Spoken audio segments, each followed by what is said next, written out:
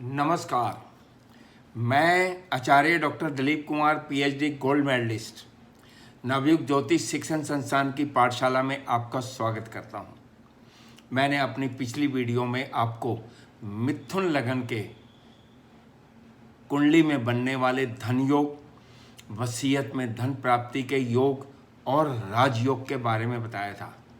आज मैं आपको कर्क लगन में बनने वाले सभी धन योग, वसीयत में धन संपत्ति प्राप्ति के योग और राजयोग के बारे में बताऊंगा।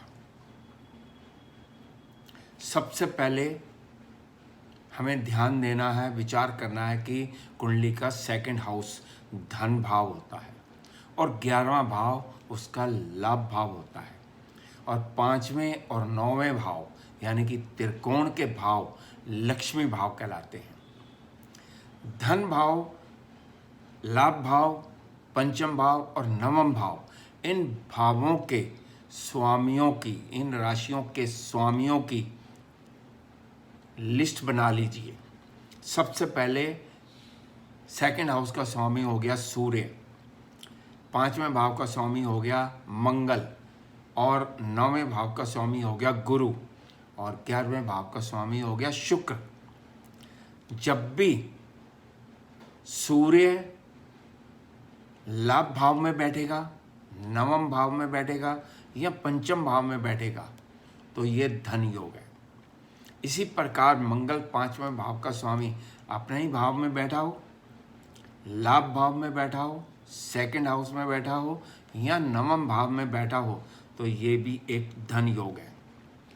9th लॉर्ड गुरु अगर अपनी ही राशि में बैठा है, वृष राशि में 11th हाउस में बैठा है, कर्क सिंह राशि में सेकंड हाउस में बैठा है या 5वें भाव में वृश्चिक राशि में बैठा है तो ये भी धन योग है। इसी प्रकार शुक्र 11th लॉर्ड अपने घर में बैठा हो या सेकंड हाउस में सिंह राशि में बैठा हो या वृश्चिक राशि में 5वें भाव में बैठा हो या 9th हाउस में मीन राशि में बैठा होगा तो ये भी धन योग है। यदि इनमें से कोई एक दूसरे भाव को दृष्टि भी देता है वो भी धन योग है, लेकिन इनमें सबसे बड़ा धन योग होगा जब सूर्य सेकंड हाउस का स्वामी 11th हाउस में वृष राशि में बैठा हो और वृष राशि का स्वामी शुक्र 11th हाउस का स्वामी शुक्र सेकंड हाउस में सिंह राशि में बैठा हो, यानी कि इन दोनों का आपस में राशि परिवर्तन है, सेकंड लॉर्ड और 11th। ये बहुत बड़ा धन योग होता है। इसके अलावा कुंडली में सूर्य, मंगल, गुरु या शुक्र, इन चारों में से जब भी 2 ग्रहों की युति केंद्र त्रिकोण धन भाव या लाभ भाव में होगी तो ये भी एक धन योग है। इसके अलावा 8वें भाव का स्वामी हमें नोट करना है। कर्क लगन में 8वें भाव का स्वामी होता है शनि। 8वें भाव से हम वसीयत का विचार करते हैं कि जातक को संपत्ति या धन वसीयत में प्राप्त होगी या नहीं होगी। तो 8वें भाव का स्वामी शनि यदि अपने ही राशि में बैठा हो या उसे दृष्टि दे रहा हो, दृष्टि कहाँ कहाँ से दे सकता है? 6th हाउस से तीसरी दृष्टि दे सकता है, धन भाव से 7वीं दृष्टि दे सकता है और 11th हाउस से 10वीं दृष्टि दे सकता है।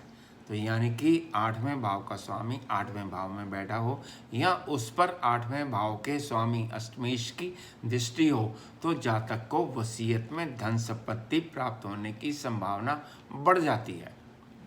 अब आपको बताते हैं कुंडली में बनने वाले राजयोग।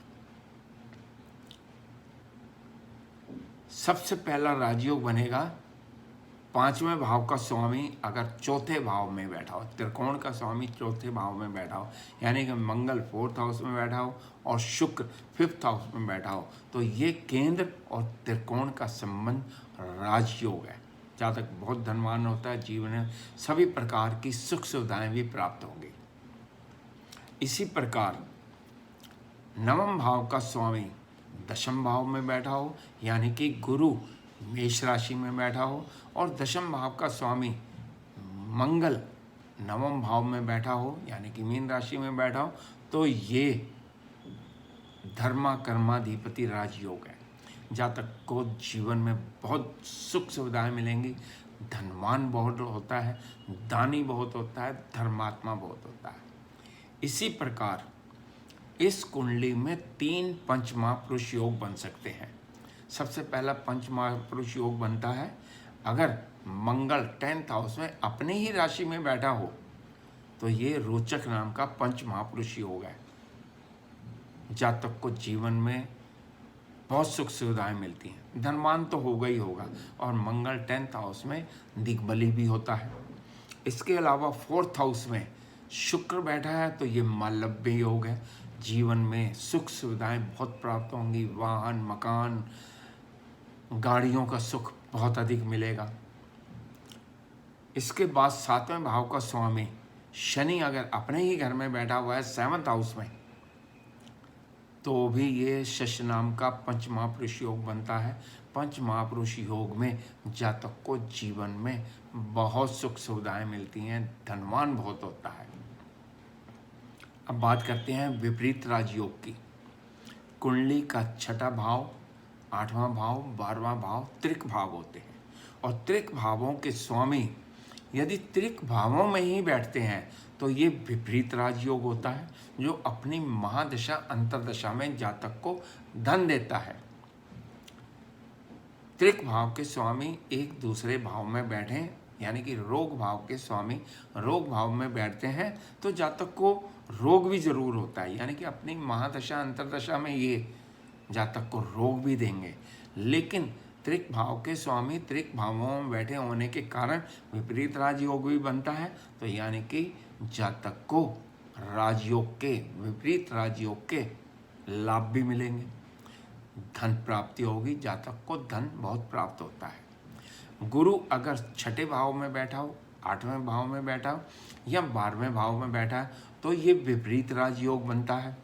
शनि यदि 6ठे भाव में बैठा हो, 8वें भाव में बैठा हो, 12वें भाव में बैठा हो तो ये विपरीत राजयोग बनता है।